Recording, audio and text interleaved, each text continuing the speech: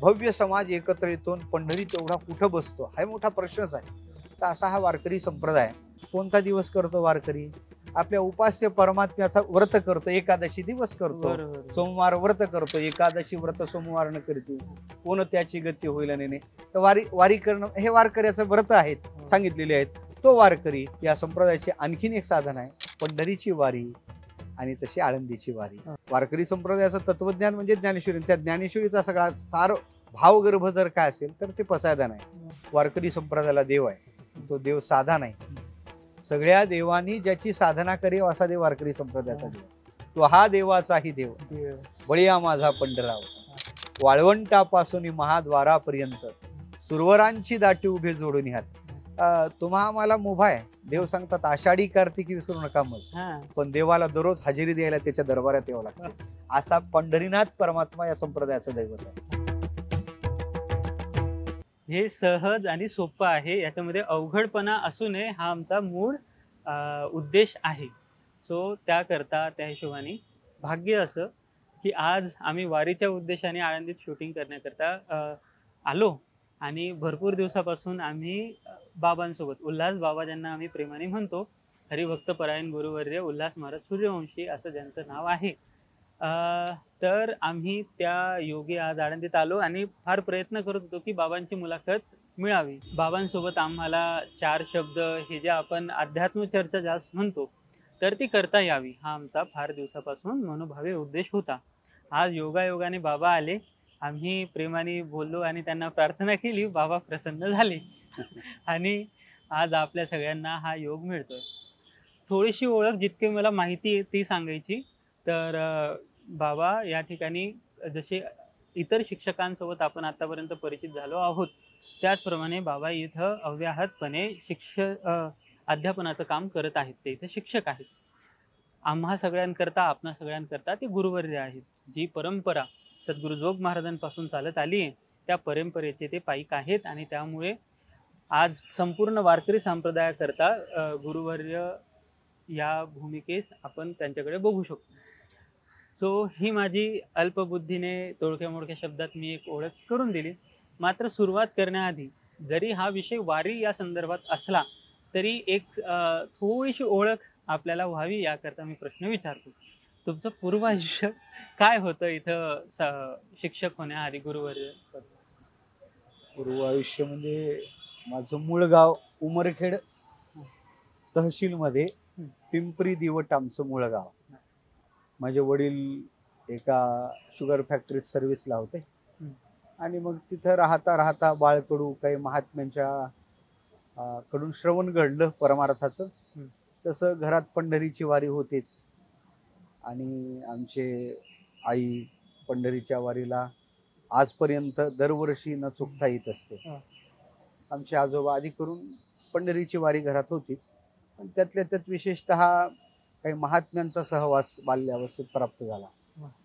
त्यात असतील आमचे अमृत महाराज जे कहाळे, गुरुवर्य अमृत महाराज कहाळे, त्याच्यानंतर गुरुवर्य वामन महाराज बालपांडे, गुरुवर्य मोतीराम महाराज आदी करून ही मंडळी अधूनमधून गावात यायचे. त्यांच्या संपर्कात, त्यांच्या सहवासात त्यांचं ते साधकीय जीवन कसं होतं समाधान वाटत होतं. आणि सगळ्यापेक्षाही माझ्या जीवनात विशेष परमार्थात अभिरुची वाढण्याचं कारण आहे गुरुवर्य बोधेबाबा. बोधेबाबांचं जीवन म्हणजे प्रति तुकाराम महाराजच आहेत. बाबांचं जीवन म्हणजे आता सगळ्यांनी पाहिलं, आपणही बाबांना अनुभवलेलं आहे. बाबा काय जीवन होतं, साधकासाठी जीवन, सहज सरळ साधूचं जीवन असावं. त्यापैकी एकदा बाबा आमच्या गावी तिकडे आलेले. आल्यानंतर एरवी महाराजाची जी व्यवस्था ठेवावी लागते तशी व्यवस्था आमच्या गावातल्या महाराजांनी सांगितलं का एक महाराज येणार, त्यांची व्यवस्था आपल्याला करायची आहे. त्यानुसार मग गादी, तक्क्या, क्वाट हे सगळं लावून तशी व्यवस्थेचा आम्ही विचार केला आणि ती व्यवस्था केल्यानंतर हे नुकती त्या दिवशी एकादशी दिवस हे आल्यानंतर त्यांनी ते पाहिल्यानंतर ते त्या गादीवर बसलेही नाही. ते पाहिल्यानंतर मला जर आश्चर्याचा धक्का बसला. खाली एक घोंगडी टाकली, त्या घोंगडीवर बाबा बसले. त्या घोंगडीवर बसल्यानंतर मग जरा एक बाकी महाराज पाहते वेळेस आणि यांच्याकडे पाहते जरा वेगळीकता जाणवली. हा. आणि मग सहजच त्यांच्या त्या जीवनामुळे आकृष्ट त्यांच्याकडे झालो. मग ते पाहिल्यानंतर ते महाराज सांगले आमचे गुरुजी आहेत आमच्या गावात पुरुषोत्तम महाराज म्हणून बोले या संस्थेचे विद्यार्थीच. तर त्यांनी सांगितले आमचे गुरुजी आहेत आणि फार मोठे त्यागी आहेत, त्यांच्यामुळेच आम्ही परमार्थात लागलो असं. आणि मग सहज त्यांनी मला त्यावेळेस एकादशीचा दिवस ते बोलत नव्हते, मौन होतं, दिवसभर गाथ्याचं चिंतन.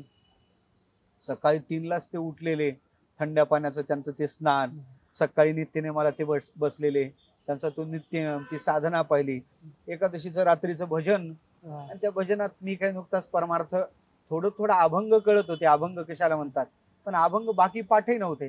त्यांनी मग सगळे भजनात बसले तर मला सहज हात केला, लहान होतो मी, त्यांनी सांगितलं असा हात केला मन अभंग मन म्हणून. आमच्या महाराज सांगितलं अभंग मन. अभंग फार पाठ नव्हते, पण अवघाची संसार सुखाचा करीन आनंदे भरीन 3 लोक हरिपाठ ऐकिवात असल्या कारण तो पाठ होता. पण तो म्हणल्यानंतर आता त्याला स्वर काय कशाला म्हणतात, ते तालात आहे का, लयबद्धता आहे का, हे काही कळत नव्हतं. पण मग मी जे बोलत होतो त्यांनी त्याला अनुमोदन देत, त्यांनी त्याला ते आपल्या बरोबर तालात लावणं, स्वरात लावणं, आणि त्यांनी त्याला स्वर दिला. करत करत आपल्या जीवनाला स्वर तिथून लागला. म्हणजे करत त्या महात्म्यांचा सहवास, काही वेगळीकता आणि का ते ईश्वरी स्पर्श असा वाटत होता. आणि तिथून मग असं त्यांनी दुसऱ्या दिवशी द्वादशीला सकाळी उठलेले, सगळं त्यांचं ते वातावरण पाहिलं. सकाळी उठण्याची सवय, तसं मी फार झोपाळू, अतिशय झोप मला होती, पण बाबांनीच माझा परिचय करून द्यायचे. हा उल्हास लहानपणी फार झोप घेत होता, पण मी त्याला आळंदीला चाल म्हणलं, तो आळंदीला आला, पहा म्हणे आता महाराज झाला, असं ते माझा परिचय द्यायचे. पण विशेषत्वानं सांगायचं झालं तर त्यांनी मग सांगितलं, मग आळंदीला यायचं का तुला, आळंदीला यायचं का म्हणल्यानंतर आळंदी काय हे फार, इथं बाकी शिक्षण हे थोडं कानावर होतं, पण काय त्याचं स्वरूप काय ते माहित नव्हतं. असं वाटलं. मग त्यांच्या सहवासात त्यांनी सांगितलं, असं घरच्यांची परमिशन नव्हती, त्यातल्या त्यात आई वडिलांची इच्छा नव्हती, आम्ही 2च भाऊ होतो आणि त्यातला मी मोठा असल्या कारण घरच्याची इच्छा नव्हती की आळंदीला जावं, घर सोडून कुठं बाहेर जावं. पण त्या महात्म्याचे शब्द काही अंतःकरणावर परिणाम करून गेले. आणि त्याच्यानंतर मग मी दिवाळीच्या आधी घर सोडलं आणि त्यांच्या शोधात आलो. शोधात आल्यानंतर मग ते मला इथं भेटले, आळंदीला भेटले. पहिले तर पंढरपूरला भेट झाली आमची, चातुर्मासाचा काळ होता, दिवाळी नुकतीच आटोपलेली. आणि मग तिथं त्यांच्याकडे गेल्यानंतर झालं असं, ते कुठं राहतात माहित नाही, फक्त नाव एवढं माहित होतं. सकाळी सकाळी प्रदक्षिणा करता करता भेट झाली, मठात नेलं, मठात त्यांनी ठेवलं. 15 दिवस राहिलो, घरचे शोधाशोध घेत होते, पुन्हा मग घरी गेलो, पुन्हा आलो. पळून आलं. आणि त्याच्यानंतर झालं असं, पुन्हा मग घरच्यांना सांगितलं मला आळंदीला शिकायचं, बाबाच्या सहवासात मग इथं आलो. आणि शेवटी त्याच महात्म्याची कृपा आहे, बाकी आपल्या जीवनात बाकी तसं काही नाही. असो तर पुन्हा पुन्हा मनातला हा जो भाव असते, हाव असते मध्ये सूत्र संचालन करण्याची, ती पुन्हा उकाडली माझी. म्हणून सांगतो, साधूला किंवा कुणालाही त्यांची ओळख विचारावं, त्यांची ओळख कमी, मात्र गुरुचं महात्म्य किंवा गुरुच्या गोष्टी जास्त निघतील. तर यापेक्षा वेगळा आनंद तो काय. आणि हे वारकरी संप्रदायात आणि आपल्या परंपरेत फार बघायला मिळतं. तर असं म्हणजे बाबांनी सांगितलं तुम्ही इथं आलात, मग नंतर शिक्षक. नंतर मग मी शिक्षण इथंच राहिलो बाबाच्या सहवासात. इथं राहिल्यानंतर गुरुवर्य नाना महाराज कोठेकर त्याने राहण्यासाठी आश्रय दिला. गुरुवर्य अमृत महाराज, ही सगळी मोठी मंडळी होतीच. देवीदास धर्मशाळेत राहिलो. त्याचं मग ते बाबाच्या सहवासात सहज राहणं, सगळ्या गुरुवर्याचा संबंध त्या धर्मशाळेशी यायचा. मग आमचे गुरुवर्य पांडुरंग बाबा वैद्य असतील, गुरुवर्य घुले बाबा असतील, ही सगळी मंडळी तिथे यायची. आणि मग ते सहज ते गुरुवारचं भजन असेल, सोमवारचं भजन, हरिपाठ, त्या हरिपाठाची मजा. वैद्य बाबा मृदंग घेऊन, बाबा गुरुवर्य आपलं बोधे बाबाकडे विना राहायचा, मारुती बाबा कधी कधी त्या हरिपाठात राहायचे. हे सगळी मंडळी त्या नानासाहेब फिरायचे आणि 100 साधक त्या काळात त्या धर्मशाळेत राहायचे. आणि बाबाच्या सहवासात ती आळंदीची स्थिती काही वेगळी होती, ती साधकी वातावरण पाहण्यासारखं होतं. आणि अशा महात्म्यांचं तिकडं दरारा होता. गुरुवर्य जयराम बाबा भोसले होते सिद्धबेटात. आणि वारकरी शिक्षण संस्थेत एकापेक्षा एक दिग्गज महात्मे. गुरुवर्य मोठे बाबा असतील, गुरुवर्य नथसिंग बाबा, गुरुवर्य घुले बाबा, वा. गुरुवर्य कदम आपले माऊली असतील, हे सगळी सगळी सगळी मोठी मंडळी त्यावेळेस होते. गुरुवर्य शिंपे बाबा असतील, गुरुवर्य मारुती बाबा, सगळी मंडळी. काय आनंद असेल तो हा, हरिपाठ. एकदम ते काळ ब्रह्मानंदी सरे वा. अशा प्रकारचा तो आनंद होता. आणि एक असं वाटायचं त्या महात्म्याकडे पाहूनच जीवन काय असते, जीवन कसं जगावं, हे सगळं महात्म्य पाहिल्यानंतर लक्षात यायचं. वा. तर म्हणून सहज विचारतो हा. की ह्या सगळ्या प्रवासात आज तुमचं वय 40च्या पुढे असेल? माझं आज 46 वर्ष वय आहे. 43 वर्ष. 46. 46. हा. अच्छा, मी घाबरलो 40च्या पुढे म्हणताना 36 म्हणणार. हे हे हा काय म्हणतो टवटवीतपणा किंवा फ्रेशनेस ज्याला म्हणतो, हे त्या आनंद ब्रह्मानंदामुळे तारुण्य जास्त दिसून येतं. मात्र हा प्रश्न मला असा विचारावा वाटतो की हा जो काळ असतो आम्हा तरुणांचा 25च्या पुढे ते 35 पर्यंत, या वयामध्ये वैज्ञानिक दृष्ट्या जरी पाहायचं झालं तर हार्मोन्स म्हणा, या सगळ्या गोष्टीमुळे आणि समाजामध्ये बघताना काम, क्रोध, लोभ किंवा समाजामधली वैभव म्हणतो आपण, ऐश्वर्य, स्त्री, पैसा, या गोष्टींकडे मन आकर्षित जातं. तुमचं कधी झालं नाही? काय आहे, साधूचा सहवासच असा भेटला म्हणजे ज्या वयात एक आदरयुक्त भीती चित्तात पाहिजे, ती आदरयुक्त भीती गुरुवर्य बाबाची होती. त्याच्यानंतर हे सहज या महात्म्यांच्या सहवासात खरं सांगायचं झालं तर फार तिकडं मनच आकृष्ट झालं नाही. स्त्रियाविषयी तर कधी चित्तातला शिवलाच नाही. पण बाकी विचार करायचा झाला तर मग आता हे बाकी लोभाचा विचार करायचा झाला तर कधीतरी असेलही, ते काय आपण सांगू शकत नाही. आपण विकाररहित झालं असा तर आपला दावा नाही, पण कामादी विकाराने फार कधी चाल केली नाही. आणि त्याच्यानंतर दुसरे जे हे महात्मे होते यांचा सहज कृपा आशीर्वाद होता. त्या धाकात ते जीवन, आणि मला असं वाटते आपल्या जीवनात धाक पाहिजे. योग्य वयात ती आदरयुक्त भीती आपलं जीवन घडवत असते. आणि महात्मे होते आणि आमचं सर्वस्वी बोधे बाबा होते. आणि बाबांनी सहज घडवलं, इतकं सांभाळलं, हृदय भरून येते काही गोष्टी. बाहेर फिरू द्यायचं नाही, फटकू द्यायचं नाही, त्याला साधनेत कसं प्रवृत्त करायचं हे बाबांकडून फार शिकण्यासारखं होतं. त्याच्याकडून भजन घडावं, भजनाचा आळस वाटायचा, पण कधी कधी बाबा ते सहज हाताला धरून भजनाला घेऊन जायचे. त्यांचा तो स्पर्श, ती कृपा काही वेगळीच होती. आणि विशेषत्वानं सांगायचं झालं तर गुरुवर्य नथसिंग बाबाच्या दौऱ्यात सुद्धा जाण्याचा योग आला. बाबाच्या सहवासात संध्याकाळी हरिपाठ झाला का काही मंडळी दौऱ्यातली फिरायला निघायची, आणि फिरायला निघायचे. मग आता मी लहानच होतो. आता आमचे पंढरीनाथ महाराज आहेत, त्यावर आधी करून मंडळी दौऱ्यात राहायचे. वासुदेव महाराज आहेत, या मंडळी सोबत मग मी सुद्धा हरिपाठ झाला, ताते आहेत आपले, मग फिरायला संध्याकाळच्या वेळी निघायचो. निघते वेळेस बाबा बाहेर मला फिरायला ते फिरायला जायचे, पण मला जाऊ द्यायचे नाही. मला जाऊ द्यायचे नाही. एक दिवसाचा प्रसंग असा आहे, दारात चप्पल होती, बाबा पुढे गाथा वाचत बसलेले होते. तर ती चप्पल घातल्याशिवाय मला बाहेर जायला नव्हतं.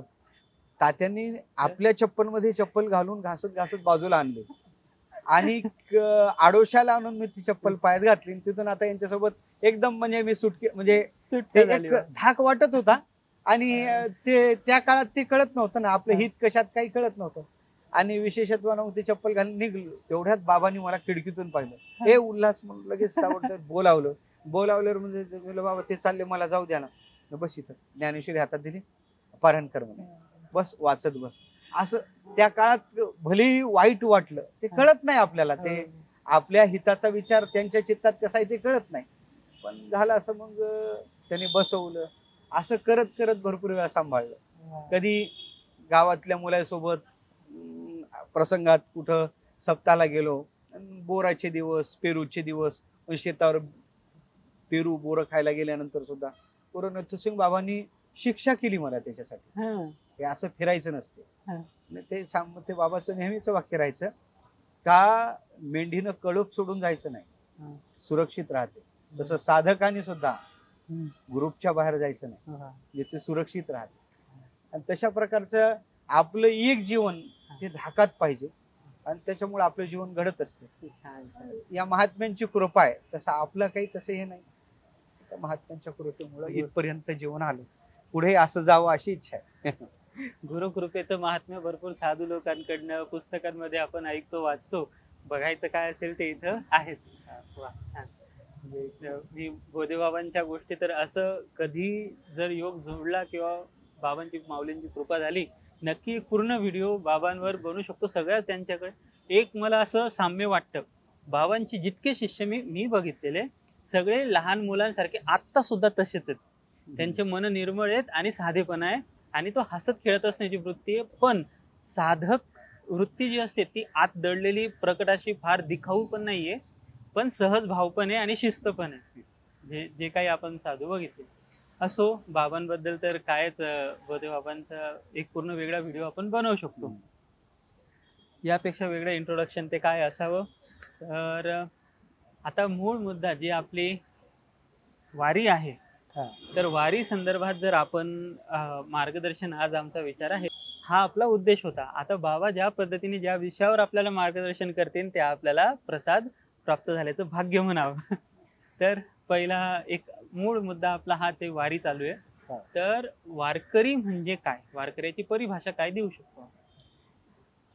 हे वारकरी संप्रदायाचा आगळा वेगळा संप्रदाय. वारकरी या शब्दाचा अर्थ सांगायचा झाला तर आपल्या उपास्य परमात्म्याच्या गावाला अवधानपूर्वक जाणं ही वारी आहे. येरझार करणं, त्या गावाला देवाच्या गावाला जाणं. जाऊ देवाच्या गावा, देव देईल विसावा. आणि खरं तर हा संप्रदायच असा आहे, याच्या साधनेनं याचा परिचय. नामविधान जे वारकरी आहे हा वारी करणारा संप्रदाय. कधी आपल्या उपास्य देवाच्या गावाला जातो तर कधी त्या संतांच्या गावाला जातो. म्हणून या संप्रदायात आता ही आषाढी देवाची वारी असेल तर वद्यवारीला संतांच्या कोणत्या तरी वारीला आपण जातो.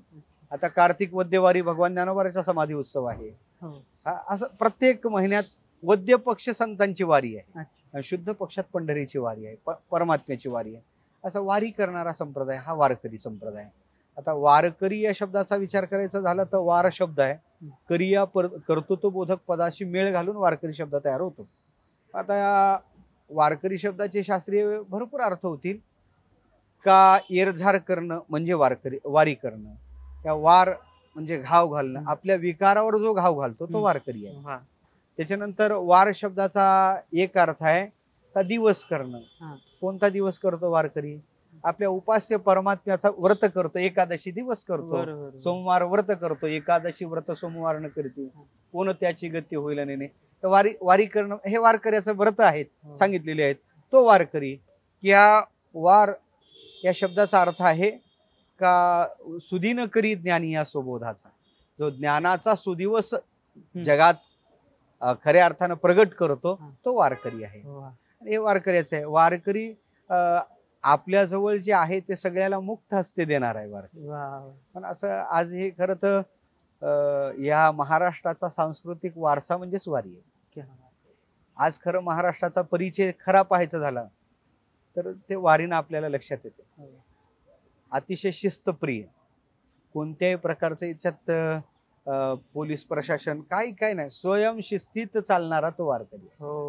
स्वयंशिस्तीत, त्याला पार नियम सांगण्याची गरज नाही. तो नियम, आपलं भजन, आपल्या नियमानुसार तो सकाळी उठलेला असेल, रात्रभर जागर करणारा असेल, रात्रभर जागर असतात ज्ञानोबाराच्या तळावर, रात्रभर जागर. सकाळी काकडा असतो, काकड्याला तो हजरच असतो. असे काही निष्ठान गुरु रे बाबाचीच वारी मी पाहिली. ज्ञानोबाराय निघाल्यानंतर निघायचं, ज्ञानोबाराची पालखी थांबल्यानंतरच थांबायचं, ज्ञानोबाराय विसाव्याला बसली तरच बसायचं. ज्ञानोबाराय जर पालखीत रथ उभा आहे आणि पालखी त्यातच आहे, उभे तर मग उभेच. इतक्या निष्ठेची वारी होती बाबाची. बाबांची वारी इतक्या निष्ठेची होती. हे खरे वारकरी बरं का, हे वारकरी. मग देहाचा विचार करायचा नाही, आपल्या देहाचा सुद्धा विचार न करता केवळ देवावर निरतिशय प्रेम आहे आणि त्या प्रेमामुळं भगवान परमात्म्याच्या उपास्याच्या गावाला अवधानपूर्वक जाणं ही वारी आहे. त्याला अभिगमन म्हणतात.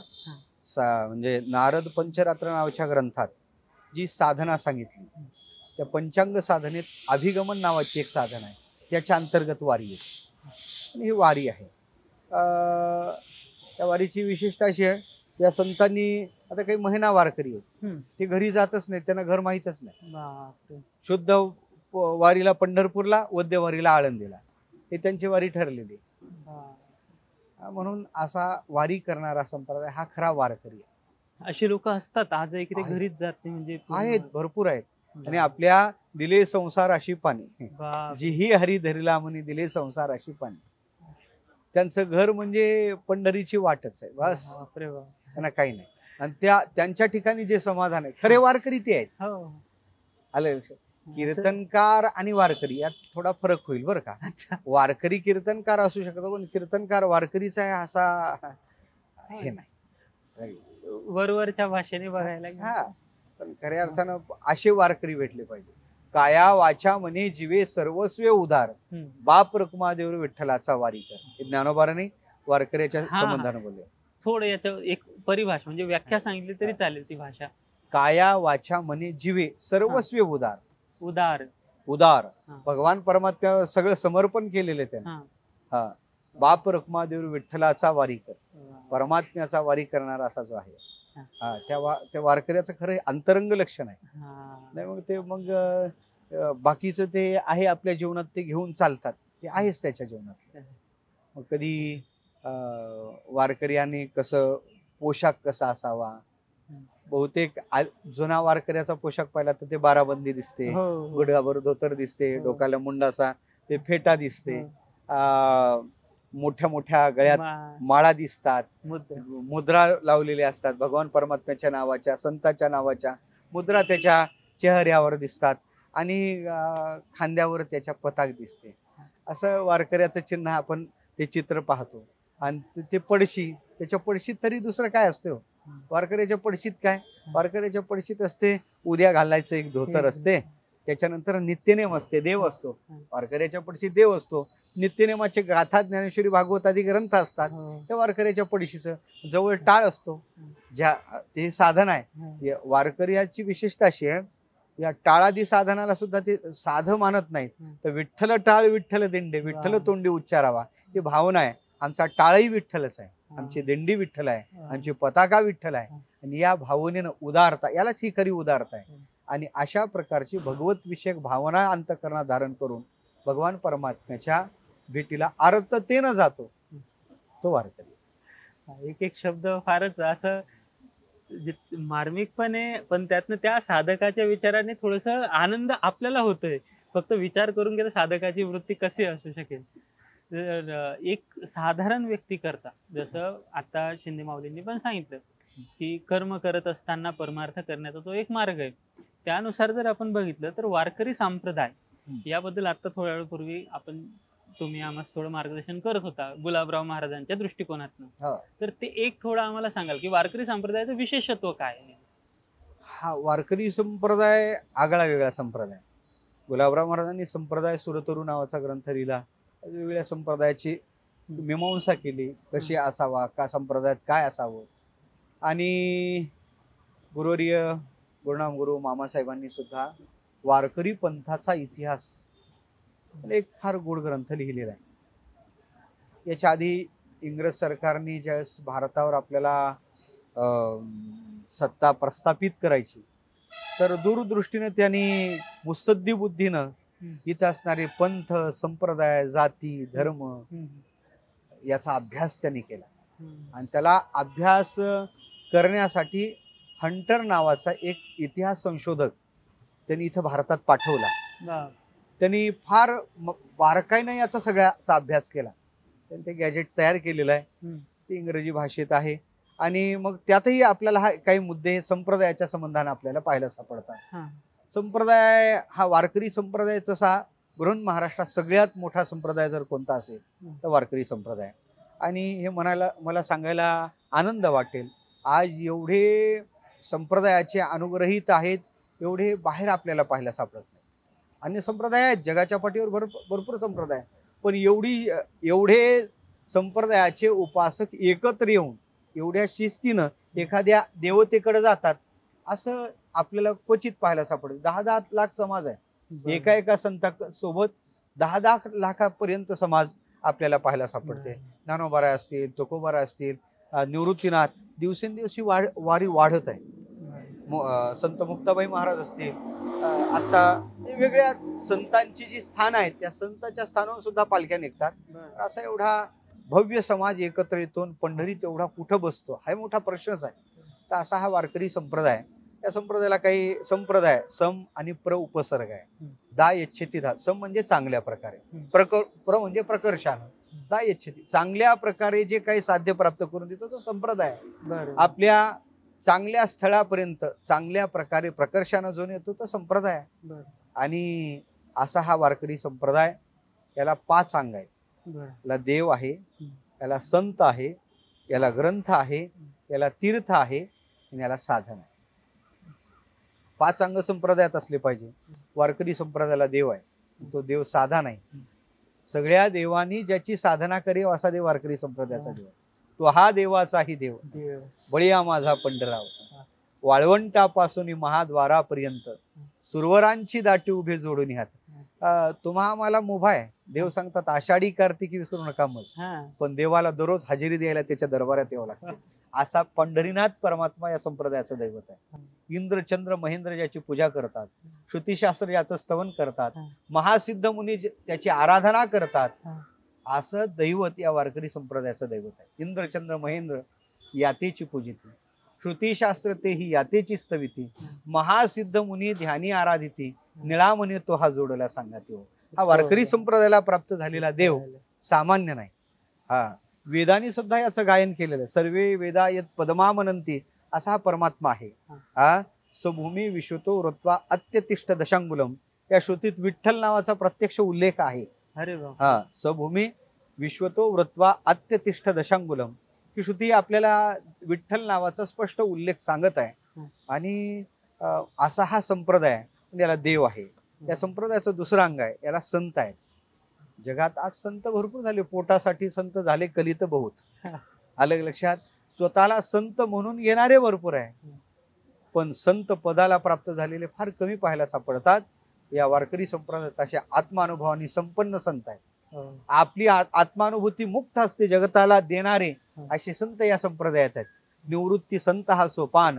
ज्ञानोबाराय, तुकोबाराय, ही नाथ बाबा, नामदेव महाराज या आधी संतापासून सद्गुरु जोग महाराज असतील, या सगळ्या संतापर्यंत खऱ्या अर्थानं वास्कर महाराज असतील, देहूकर महाराज असतील, आजरेकर महाराज असतील, ही सगळी मोठी मोठी मंडळी महाराज त्याच अनुभवावर गेलेली, तो बोध संपादन केलेली ही मंडळी संत मालिका फार मोठी वारकरी संप्रदायाला आहे. आणि खऱ्या अर्थानं पाहायचं झालं तर तुम्ही उत्तरेत गेले तर ती देवभूमी, बरोबर, त्याला देवभूमी म्हणतात. आणि महाराष्ट्राचा परिचयच आहे ही संतभूमी. तिथे संत आहेत. आणि विशेषत्वानं सांगायचं झालं तर या संतांच्या भक्तीनं तो परमात्मा निर्गुण निराकार असणारा सुगुण साकार झाला. कितीतरी संतांच्या हातून त्यानं जेवण केलं, कोणाच्या हातून दूध पिलं, कोणाचे खऱ्या अर्थानं पाहायचं झालं तर जातं ओढू लागलं, कोणाचे शेले विणू लागले. हे या संप्रदायात असे आत्मानुभवी संत या संप्रदायात आहेत. पण असा संप्रदाय दुसरा अंग याला संत आहे. या संप्रदायाचं तिसरं अंग आहे ग्रंथ. त्या संप्रदायाचं तत्वज्ञान सांगणारे ग्रंथ असावे. ग्रंथ म्हणजे खऱ्या अर्थानं पाहायचं झालं तर जसं आता आपण पाहतो एखादं व्यवस्थित एखादी रचना चालावी त्याच्यासाठी त्याला काहीतरी नियम असावे, आणि ते म्हणजे ग्रंथ आहेत. वारकरी संप्रदायाला गाथा, ज्ञानेश्वरी, भागवती ग्रंथ आहेत. आणि साधे ग्रंथ नाही, ज्यात ज्ञान तर आहेच पण विज्ञानही आहे. विज्ञान आहे. वास्तव्यात या ग्रंथाच्या माध्यमात या संतांना सत्यशिव सुंदरतेचा संकल्प पूर्ण करायचा. विज्ञान सुंदर आहे पण सत्यशिव नाही. अध्यात्म सत्यशिव आहे पण कदाचित सुंदरता नसेल. पण या दोघांचा मेळ घालून सत्यशिव सुंदरतेचा संकल्प या संतांनी आपल्याला विशेषत्वानं पूर्ण केलेला पाहायला सापडते. ज्ञानोबारांनी अध्यात्माचे सिद्धांत सांगितले ज्ञानेश्वरी, पण ते पटण्यासाठी दृष्टांत दिले. ते दृष्टांत वेगवेगळ्या शास्त्राचे सिद्धांतच आहेत. खगोलाचे असतील, भूगोलाचे असतील, विज्ञानाचे असतील, कितीतरी सिद्धांत महाराजांनी दृष्टांत म्हणून वापरले. दृष्टांत हा कमी दर्जाचा असतो. सिद्धांत पटण्यासाठी दृष्टांत देण्यात येतो. दृष्टांताची व्याख्या साहित्य अशी करते लौकिक परीक्षकाणाम यस्मिन अर्थे बुद्धिसाम्य सदृष्टांत हा. आणि मग मला वाटते अशी कितीतरी दृष्टांत या ग्रंथात आहेत. हो. म्हणून हे असे सगळ्या ज्ञानानं ओतप्रोत असणारी ग्रंथ ज्ञानेश्वरी असेल, त्याच तोलामोलाचं नाथबाबाचं भागवत आहे. हा, कारण ज्ञान याचा एका आणि नाम याचा तुका अशी संप्रदायात म्हणच आहे. ज्ञानोबाराचं उत्तर कार्य करण्यासाठीच नाथबाबाचा अवतार आहे. आणि नामदेव महाराजांचं उत्तर कार्य करण्यासाठी उरले ते शेवटी लावी तुका याने तुकोबाराचा अवतार आहे. पण खऱ्या अर्थानं पाहिजे झालं तर त्यांनी नाथबाबाचं भागवत आहे आणि तसं तुकोबाराचा गाथा आहे. गाथा तर इतका लोकप्रिय आहे, सहज सहज प्रत्येकाच्या वाणीवर एक तरी प्रमाण ठेविले अनंते तैसेची राहावी. हा, तुका म्हणे माझे तुम्हा संतावरी ओझे वाहिल्या उद्वेग दुःखची केवळ. हे सहज आपल्या तोंडात ते संतांचे शब्द येतात. इतकी सुलभता ज्या वाङ्मयाला आहे, असं वाङ्मय, आणि तेही तत्वज्ञानानं ओतप्रोत भरलेलं वाङ्मय, असं हे वाङ्मय या संप्रदायाचे ग्रंथ आहेत. त्याच्यानंतर या संप्रदायाला चौथा अंग आहे, साधना आहे. साधना आहे. साधना या संप्रदायाची साधना नामस्मरण ही साधनाच आहे. तसं या संप्रदायाची आणखीन एक साधना आहे पंढरीची वारी आणि तशी आळंदीची वारी, म्हणजे संत देहूची वारी, पैठणची वारी, त्र्यंबकेश्वरची वारी, तशा प्रकारचं मुक्ताईची वारी, अशा प्रकारच्या वाऱ्या या संप्रदायाच्या संतांची वारी करणारा हा संप्रदाय. म्हणून साधना या संप्रदायाचे मुख्य साधन आहे. आणि चौथं या संप्रदायाला तीर्थ आहेत. काही देवतीर्थ आहेत, काही संत तीर्थ आहे. पंढरी देवतीर्थ आहे, आळंदी संत तीर्थ आहे, देहू संत तीर्थ आहे, त्र्यंबकेश्वर संत तीर्थ आहे, पैठण संत तीर्थ आहे, पिंपळनेर संत तीर्थ आहेत. त्या संप्रदायाचे संत तीर्थ आहे. म्हणून अशा तीर्थाला तो संप्रदाय जातो.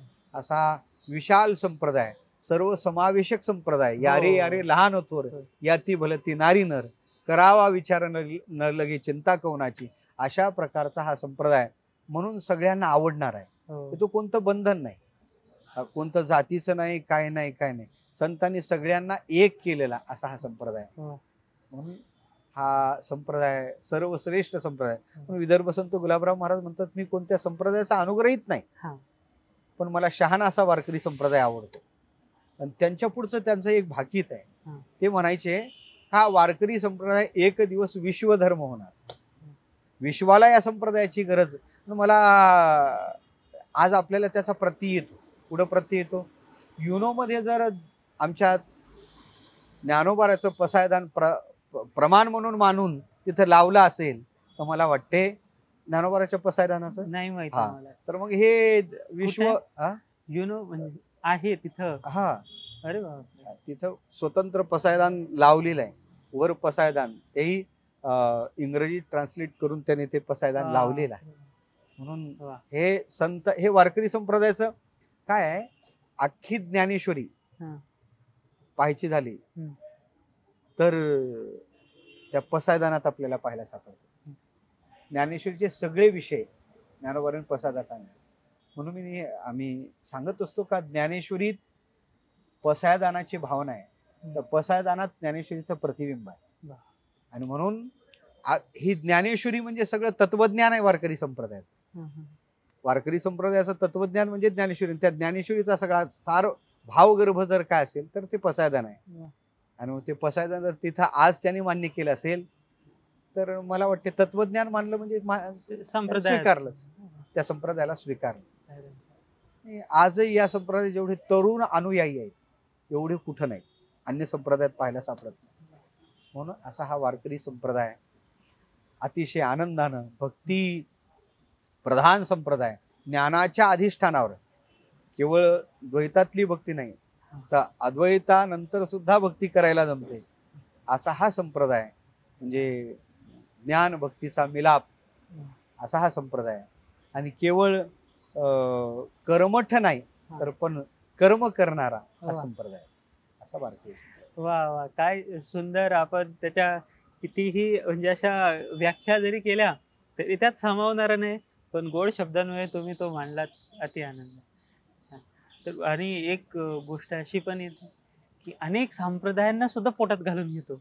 म्हणजे आज वारीला जाताना अनेक दुसरे संप्रदाय पण पांडुरंगाच्या वारीत. कितीतरी संप्रदाय हो. आज आपल्याला पाहायला सापडेल. कितीतरी परंपरा, निंबार्क आहेत, रामानुज आहेत, वल्लभ आहेत, हा. सगळ्यांना हा संप्रदाय आपला वाटतो. हो. का वाटतो? आता उत्तरेत गेल्यानंतर काही महात्म्याजवळ बसल्यानंतर हा. विशिष्टाद्वैतवाले रामानुजादी करून असतील, ते सुद्धा म्हणतात का तुमचं तिलक आमच्यासारखं आहे, हो. माळा आमच्यासारखी आहे. हो. आणि हे जर सगळं सारखं असेल हा.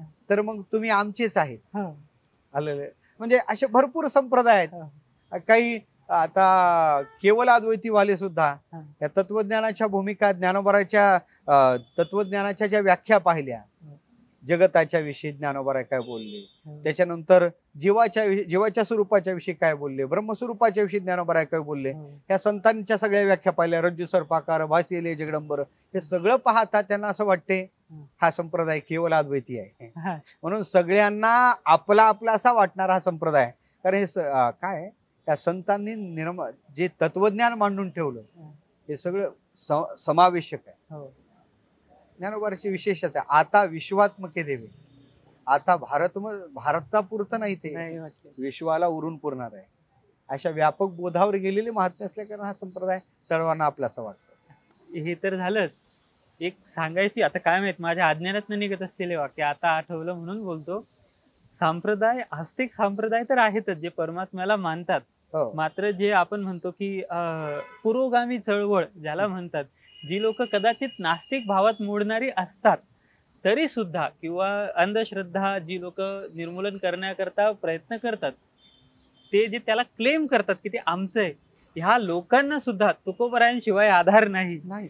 ते सुद्धा तुकोबरायांची वचनं घेऊन फिरतात. म्हणजे सगळ्यांना फक्त देवाला मानणार नाही, सगळ्यांनाच पोटात घातलं. संतांनी जसं अंधश्रद्धा निर्मूलन केली ती आगळी वेगळी. हो. संतांनी श्रद्धा वृद्धिंगत केली, अंधश्रद्धेला कधीच खतपाणी घातलं नाही. 900 कन्या पुत्र होती तरी का करणी लागे पती, हे आधी करून प्रमाण संतांचे पाहिल्या पाहिजे. म्हणजे तुकोबारांच्या गाथ्यात तर तुकोबारासारखा म्हणजे खऱ्या अर्थानं अंधश्रद्धेवर सडकून टीका करणारा महात्मा दुसरा तिसरा नाही. तुकोबाराची जी डोळ श्रद्धा आहे ती आगळी वेगळी. असो, तर तो तर आनंद आहेच की सगळ्या इतकं व्यापक आहे की ज्याला म्हणावं त्याला तो आपलाच वाटतो, असा आपला संप्रदाय. हा समुद्र आहे, या समुद्रात तुम्ही जितकी उडी टाकाल तितके तुम्हाला वेगवेगळे रत्न हातात लागतील. तसं तुकोबाराचा गाथा, ज्ञानेश्वरी, भागवत या ग्रंथात तुम्ही जितके खोलवर जाल आणि जे रत्न शोधनाच्या उद्देशानं त्यात उडी टाकाल ते रत्न त्यात आहेतच. ही विशेषता आहे. धर्म मला वाटते यातच त्यांची सर्वज्ञता आपल्याला जाणवते. हे सर्वज्ञ आहेत, सर्वज्ञ. परमात्मा जसा सर्वज्ञ आहे तसे या महापुरुषांची सुद्धा सर्वज्ञता. म्हणून हे संत अवतार कोटीतले. अवतार पांडुरंग काय, भानुदास चिकुळे महाविष्णूचा अवतार काय, आणि तो का विष्णू नाही तुझ्या हे काय, म्हणून हे अवतार कोटीतले महात्मे. तर आता जर आपण वारीचं म्हटलं तर एक पुन्हा बेसिक प्रश्न की ही वारी नक्की सुरू कुठून झाली असेल? आदिनाथ भगवान शंकरापासूनच ही वारी आलेली. अच्छा. वारी आलेली आहे आदिनाथ भगवान शंकरापासून. पण याला सुसूत्रपणा जर आला असेल तर ज्ञानदेवी रचिला पाया. ज्ञानोबारापासून, ज्ञानोबारासारखे या संप्रदायाचे जे पूर्वसुरी संत आहेत, खऱ्या अर्थानं पाहायचं झालं तर ज्ञानोबारासारखा महात्मा, ज्ञान संपन्न, योगातही तेवढाच अधिकार, भक्तीतही तेवढाच अधिकार, ज्ञानदेव वैष्णव मोठा, विठ्ठल नामी मुक्त पेठा, ज्ञानदान घडे श्रेष्ठा, वैकुंठ वाटा संत गेले, तेवढाच अधिकार ज्ञानोबाराकडे काय नाही महाराज. ज्ञानोबार म्हणजे सगळ्या शास्त्राचं सार सर्वस्व आहे. आणि मग ते ज्ञानोबारा ज्यावेळेस खांद्यावर माझी जीवीची आवडी पंढरपुराने येणगोडी म्हणतात, त्या अर्थी ज्ञानोबारापासून या सगळे यात अधिक याचा विस्तार झालेला आपल्याला पाहायला सापडते.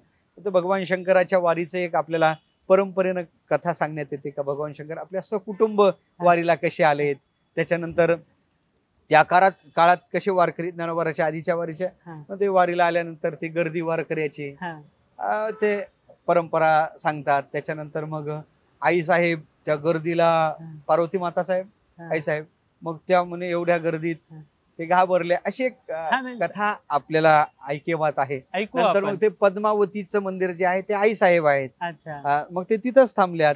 पद्मावती तळ जे आहे, पद्मतीर्थी विठ्ठलवीर क्रीडास्थळ वेणुनाद म्हणून संतांनी त्याचं वर्णन केलं. तिथं पद्मावती देवीचं मंदिर आहे, बरं. ते पार्वती माता आहेत. आणि झालं असं मग वारकऱ्याच्या विषयी देवाच्या अंतकरणात किती आदर आहे हे सुद्धा लक्षात येते. नंदी बाबा आहेत, हा. नंदी सोबत आहेत. भगवान यांचं वाहन आहे नंदी आणि खऱ्या अर्थानं पाहायचं झालं तर ते नंदी सोबत आहेत. आणि ते नंदी कुठपर्यंत आले, हनुमंतरायाच्या मंदिरापर्यंत आले. आणि हनुमंताच्या समोर नंदी कधी नसते, पण पंढरपूरला हनुमंताच्या मंदिराच्या समोर जे आहे त्या रुद्र मंदिरात आपल्याला नंदी दिसतात. 11 रुद्र मंदिर आहे ना, तिथं नंदी दिसतात. ते नंदी कोण आहेत? ते मग आता एवढ्या गर्दीत आता नंदी जर पुढे चालला तर लोकाला ते सहजच आहेत, शिंग लागतील, हे लागतील म्हणून कोणीतरी जवळचे पताक टोचत असेल, कोणीतरी खोबाट देत असेल, कोणीतरी थापट टाकत असेल. मग ते म्हणे बाबा मी काही येत नाही. ते तिथंच थांबले. त्याच्या पुढे गणपती बाप्पा आहेत, गणेशजी आहेत ना सोबत. गणेशजी वारकरी आता सकुटुंब सपरिवार वारी होती ती काय. ते वारीला आल्यानंतर झालं असं, महाद्वारातून पुढे प्रवेश केला आणि तिथून ते अरुंद दार आणि त्यात वारकऱ्याची गर्दी. गणेशजी सुद्धा घाबरले. मग तिथे ते कोणाड्यात गणेशजी सांगतात, ते चिंतामणी गणेश दाखवतात ना, ते गणेशजीला तिथं ठेवलं म्हणतात. स्वतः भगवान शंकरजी आपल्या उपास्य परमात्म्याच्या जवळ गेले. गेल्यानंतर हे वारकरी आले. आता वारकऱ्याच्या विषयी देवाच्या अंतकरणात किती आदर आहे. देवानी त्यांना उचललं, दर्शन घेतलं, आपल्या मस्तकावर ठेवलं. आजही भगवान शंकराची जी पिंड पंढरीनाथाच्या मस्तकावर आहे, ते पंढरीनाथ वारकरी, आपलं भगवान शिवजी वारकरी म्हणूनच आहे. आदिनाथापासून ही वारीची परंपरा चालू आहे. ती अनादी परंपरा आहे. अनादी परंपरा असं आपल्या लौकिक भाषेत सांगायचं तर मग अशाच स्वरूपात सांगायला लागणार. आणि म्हणते किती सुंदर आहे, किती छान भाव आहे या कुठल्याही याच्यामध्ये आहे. कौतुक आपण म्हणतो आपला वारकरी संप्रदाय श्रेष्ठ, पण हे सांगताना कुठल्याही साधूकडनं दुसऱ्या संप्रदायाबद्दल कमीपणा किंवा किंबहुना किती सामावून घेता येईल हेच इथं बघायला मिळेल. आज म्हणजे अख्खा भारत जेव्हा जेव्हा धर्म वर येतो तेव्हा तेव्हा ते वैष्णव आणि शैविझम मध्ये भांडत बसतात. आपला वारकरी संप्रदाय घेतला, एकमेकांना डोक्यावर घेऊन बसलेत बिचारे दोघं. हरिहरा भेद नाही नका करू वाद, एक एकाचे हृदय गोडी साखरेची ठाई. त्या वारकरी संप्रदायाचं तत्वज्ञानच आहे. हरिहरात भेद नाही. एकादशी व्रत सोमवारनं करते. एकादशीला जितकं महत्व तेवढंच आमच्या सोमवाराला महत्व. पण हा वारकरी समाज सर्व समावेशक आहे. इथं वैष्णव शैवाचं भांडण नाही, इथं ऐक्य आहे. आणि म्हणून तसं प्रत्येक संप्रदाय आपापल्या पद्धतीनं देवाचीच साधना करत आहे, देवाकडेच जात आहे. आणि त्यांच्या दृष्टीनं त्यांचा तो मार्ग श्रेष्ठच असू शकते. कारण त्या महात्म्याला त्या सिद्धांताने तत्वाचा बोध झाला असेल तर तो खोटा म्हणण्याचं सामर्थ्य आपण तरी का दाखवावं. कारण तो मार्ग आपण अवलंबला नसते आणि त्या मार्गाचं आपण जर अनुष्ठानच केलं नसेल तर तो खोटा म्हणण्याचा आपलं धाडस चुकीच होईल ते. म्हणून मला वाटते प्रत्येक संप्रदाय त्या माध्यमात देवाकडे जातच आहे. पण एक आहे, अन्याला कमी न लेखता आपलाही काही कमी नाही. आपला याचा धरीन अभिमान करीना आपुले जतन. आपल्या संप्रदायाच्या विषयी सार्थ अभिमान. तुकोबाराचा फार गोड अभंग आहे. संतांच्या ठिकाणी अभिमान नाही पण स्वाभिमान आपल्याला पाहायला सापडते. देवा हे माझी मिराशी. दररोज तुकोबाराच्या समोर पालखी तळावर गेल्यावर हा अभंग होतो. देवा हे माझी मिराशी, ठाव तुझे पायापाशी, याचा धरीन अभिमान करीना आपुले जतन. देवोनिया जीव वडिली साधियेला ठाव, याचा धरीन अभिमान करीना आपुले जतन. तुका म्हणे देवा जुनाट हे माझी सेवा. म्हणून तुकोबारा म्हणतात ते आमची परंपरेची सेवा आहे, आजची नाही. फार विश्वंभर बाबापासून असेल, फार आदिनाथापासून असेल, तर ही जी परंपरा आहे ती आमची आहे. आणि वारीच्या विषयी साधनेच्या विषय साधकाच्या अंतकरणात अभिमान असावा आणि तो अभिमान या संतांच्या ठिकाणी दिसते.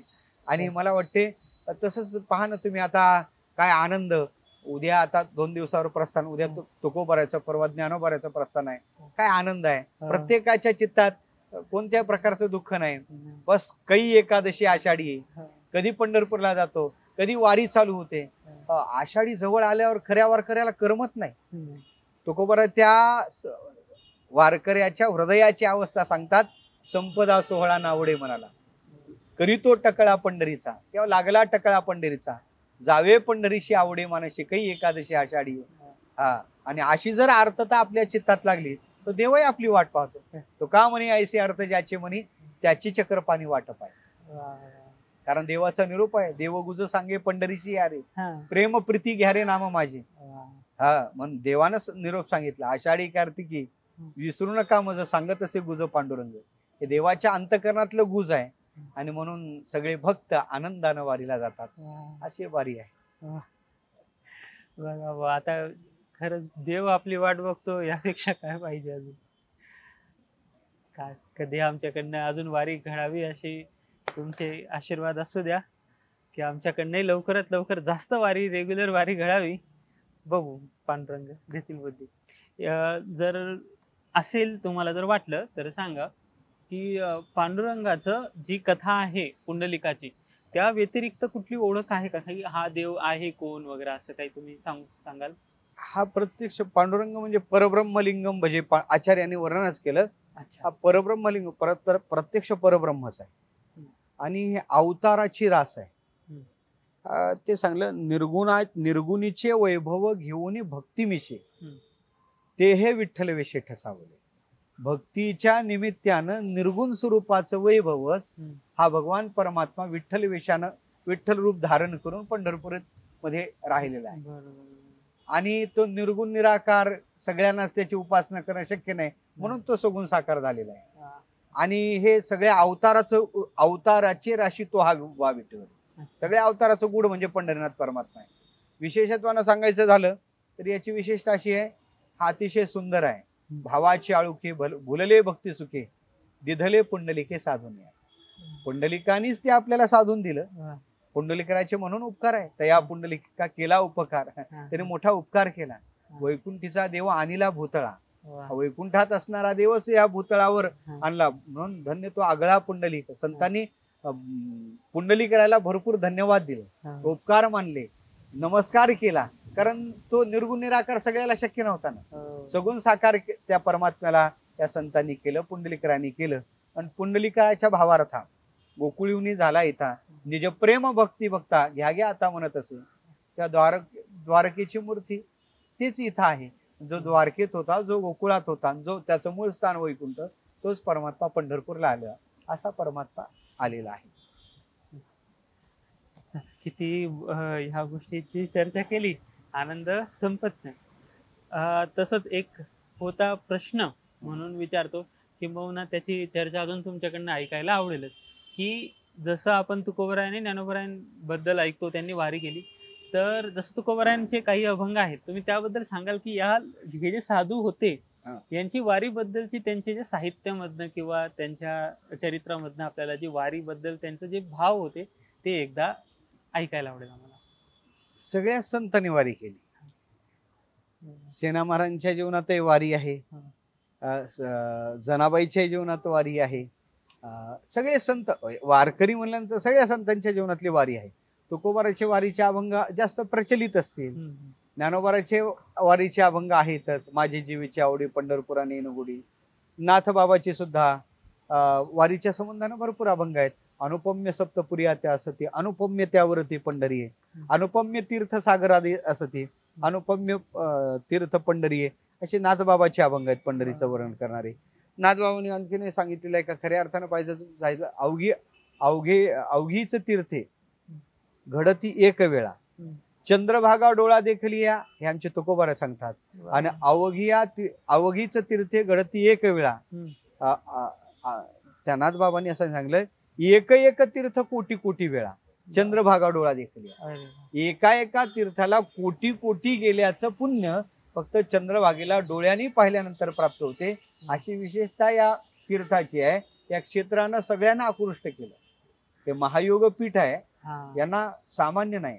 म्हणजे हे तर महात्मे, हे संत आहेत, यांना आकृष्ट करेल पंढरी क्षेत्र यात विशेष नाही. अद्वैत सिद्धांत वाले जे महात्मे आहेत असे सुद्धा पंढरी आकृष्ट झाले. द्वैती मत भक्ती प्रधान संप्रदाय ते पंढरीसाठी आकृष्ट झाले यात विशेष नाही. अद्वैत सिद्धी करते त्यांचं मधुसूदन सरस्वती असं म्हणतात, पंढरपूरचं वर्णन त्यांनी केलं.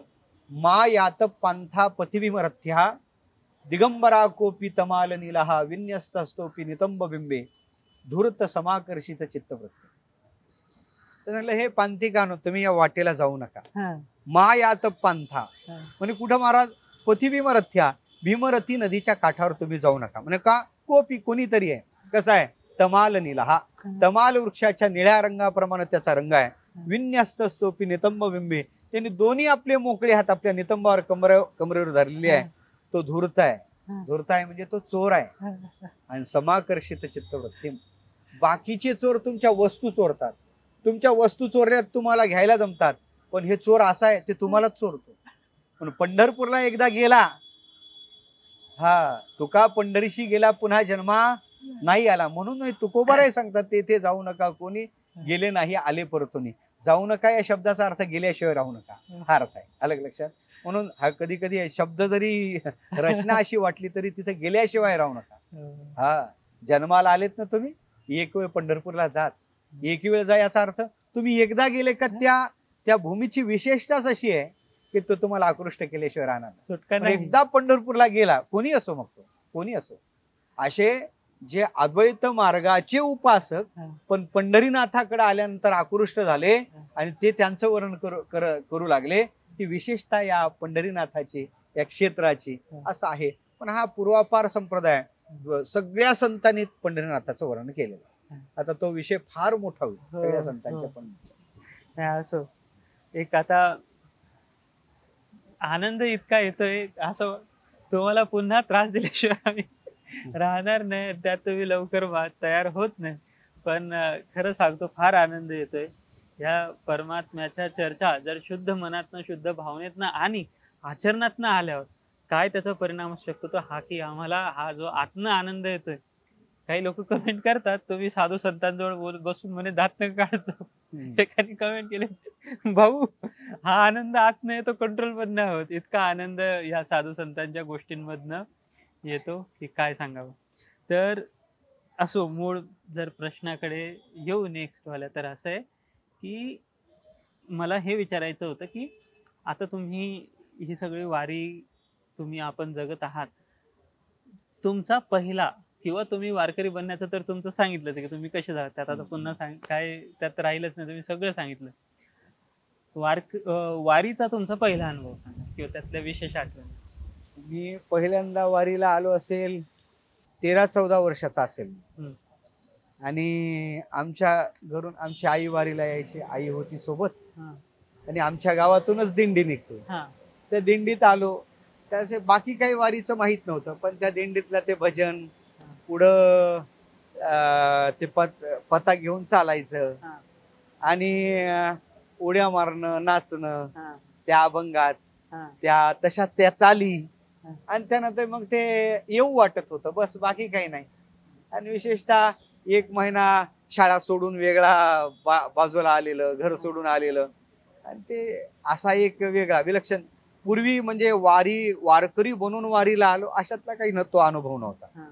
ही वारी खरं तर सांगायचं झालं तर त्याच्यानंतर जसं कळत गेलं, शिकत गेलो, मग त्या संतांच्या सहवासात, बरोबर बाबांच्या सहवासात आल्यावर वारी कशी असावी, ती कशी नियमबद्ध केली पाहिजे, ते बाबांच्या सहवासात.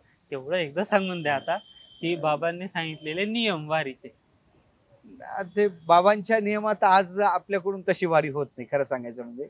पण बाबांनी ती वारी जी आहे ती बाबांची वारी फार निष्ठेची वारी.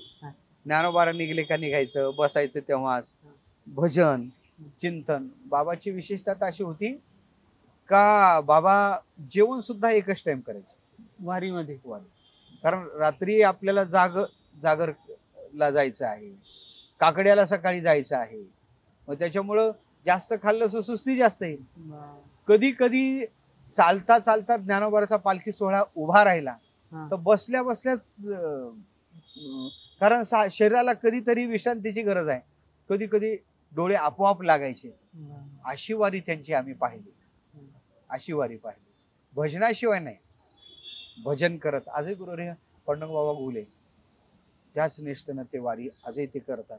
खऱ्या अर्थानं पाहायचं झालं तर ती वारी टाळ वाजवत भजन करत देवाचं, जाऊ देवाची या गावा, देव देईल विसावा, तर गात जागा गात जागा प्रेम मागा विठ्ठल, हे गात जागा वारी तिथं पाहायला सापडते, त्या संताकडे पाहायला सापडते.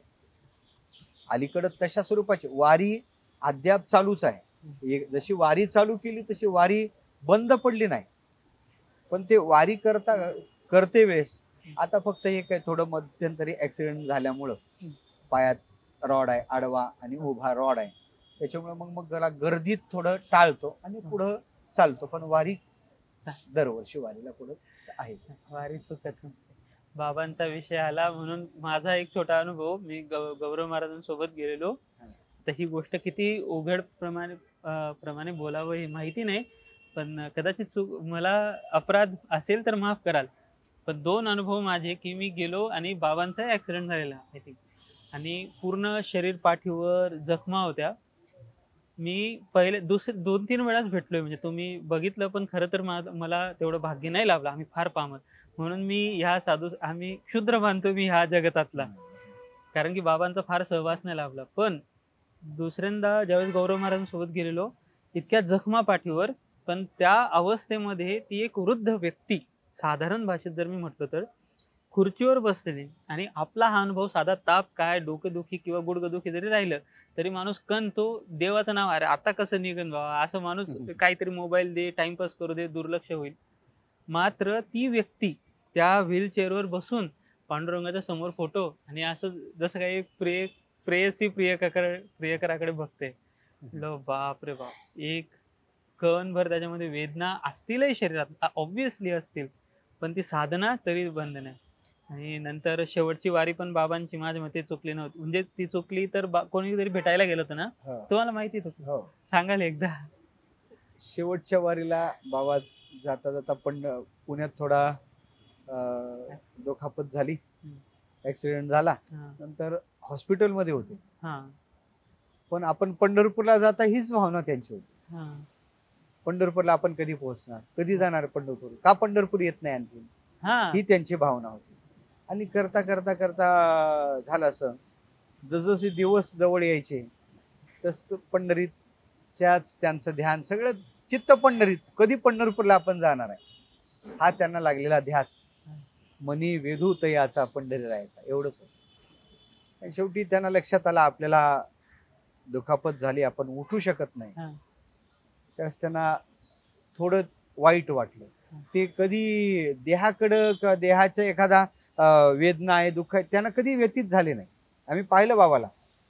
पण ज्यावेळेस त्यांना वारी घडत नाही त्यावेळेस जे भेटायला आलं, त्यावेळेस मोठे महागुरु रे मारुतीबा वगैरे भेटायला आले, तर डोळ्यात अश्रू आले. का तर माझी वारी पडत आहे, आज मला वारीला जायचं जमतंय, ही वेदना जास्त होती त्यांना.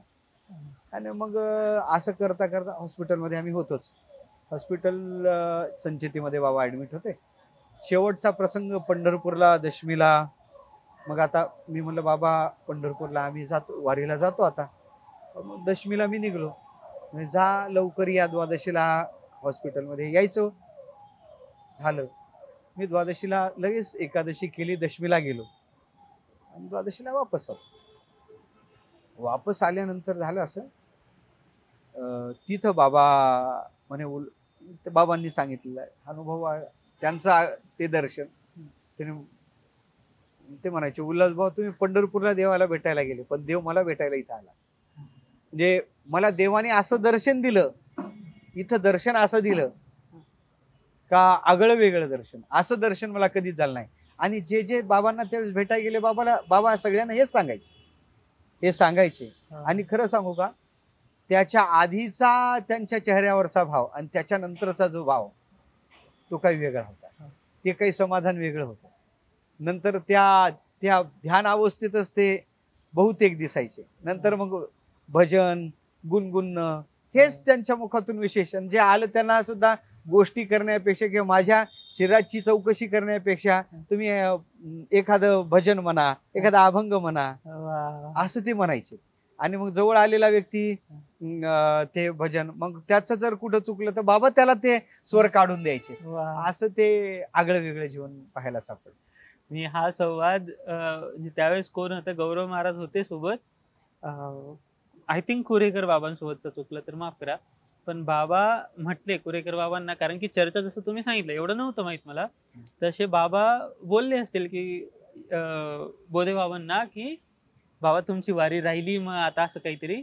तर बाबा त्यावेळेस असं डोळ्यात पाणी होती म्हटले कुरेकर बाबांना सांगताना की नाही मला पांडुरंगाने चतुर्भुज दर्शन दिलं म्हणतात. आता त्या एक गोष्ट म्हणतात की वीर ओळखावा रणी आणि साधू ओळखावा मरणी. तर 2 वेळा का असेना जेवढं थोडं कमी जास्त बाबांचं आम्हाला दर्शन झालं. आणि अशा प्रकारे माझ्या मते वेळ आजची आपली पूर्ण झाली. प्रार्थना करतो पुन्हा एकदा नक्की आम्हाला लाभ मिळू द्यावा.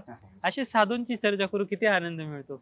आणि ते समाजाला पण जी तरुण मुलं आहेत त्यांनाही ह्या गोष्टी कळतील अशी आपण आशा करू की पुन्हा एकदा आपल्याला हे करता येईल हा संवाद पुन्हा. आणि अशा बाबांच्या आठवणीत या चर्चेला आपण विराम देऊयात. पुंडलिक वरदा हरी विठ्ठल श्री ज्ञानदेव तुकाराम मौली ज्ञानेश्वर महाराज की जय, सद्गुरु जोग महाराज की जय. रामकृष्ण हरी. कसं वाटलं तुम्हाला? आनंद आला? मजा आली? तर बघा मित्रांनो, परमार्थ म्हणजे आता मागे एका कीर्तनात मी ऐकलं की तुकोबराय म्हणतात की एकट्याला भरपूर तपश्चर्या प्रयत्न करून परमार्थ प्राप्त होईलच, परमात्मा प्राप्त होईलच. मात्र असं म्हणतात, आता मला पूर्ण अभंग नाही माहित, पण असं म्हणतात, तुकोबराय म्हणतात की जर हे गुण्यागोविंद म्हणजे ग्रुपमध्ये सगळ्यांनी मिळून जो परमार्थ होतो त्यात परमात्मा साक्षात आपल्या समोर येऊन उभा ठाकतो आणि आपल्याला प्राप्त होतो. तोच हा अनुभव. आपल्याला किती तत्वज्ञान जमतं किंवा किती आपल्याला ज्ञान आहे ही गोष्ट नंतरची, त्यातनं आपल्याला परमात्म्याला समजून घेण्यास मदत होईल न होईल तो भाग वेगळा. मात्र साधू चर्चेतला आनंद हे सांगताही नाही येणार किती त्यात मजा येते. तरुणांनो, तुम्ही तरुण जर जी कोणी विज्ञानवादी जी कोणी मंडळी असेल तुमच्याकरता, हा आनंद घेतल्याशिवाय, इथं आळंदीत आल्याशिवाय, या साधू संतांसोबत आल्याशिवाय आणि वारीला गेल्याशिवाय कळणार नाही. शेवटी आपण सगळं करतो ह्या आनंदाकरताच ना, ह्या मानसिक समाधानाकरता. तर तुमच्यापर्यंत किती पोचलं नाही पोचलं माहिती नाही, प्रयत्न केला, माऊलींना अर्पण करून देतो. आणि हा आनंद मात्र मला फार आला. काही चुकलं असेल तर माफ करा. मात्र हे आम्हाला पुन्हा करायचंय. असं भरपूर जो काही आपला वारकरी संप्रदाय, फक्त वारकरी संप्रदायच नव्हे, हा परमार्थ प्राप्त म्हणजे परमात्मा प्राप्तीचा जो मार्ग आहे त्यासोबतच आपण सगळे विश्वात्मके देवे ज्यावेळेस माऊली म्हणतात त्यावेळेस या मनुष्याकरता, प्रत्येकाकरता जी काही सद्विवेकाची भावना असेल किंवा याच्या भल्याची जी भावना असेल, याकरता जो काहीही विचार असेल त्या विचाराकरता आम्हाला प्रयत्न करायचे आहेत आणि हे सगळं करून माऊलींना आणि तुम्हाला अर्पण करायचं आहे. त्याकरता आम्हाला या चॅनलला, वारीला, VAARI पॉडकास्ट, वारी पॉडकास्ट असं तुम्ही सर्च केलं तर येऊन जाईल. याला शेअर करायला विसरू नका, कमेंट्स करायला विसरू नका. आम्हाला आनंद होतो आणि बळही मिळतं. आणि त्यासोबतच सबस्क्राईब करायला विसरू नका आणि मित्रांनाही सांगा आणि ह्या गोष्टीचा आनंद घ्या. अजून आम्ही बोधे बाबा आणि अशा अनेक साधू संतांची चरित्र तुमच्या समोर आणण्याचा नक्की प्रयत्न करू. आणि भेटूयात पुढच्या एपिसोडमध्ये. हा एपिसोड होता वारी विशेष आणि त्याकरता आम्ही पॉडकास्ट केला.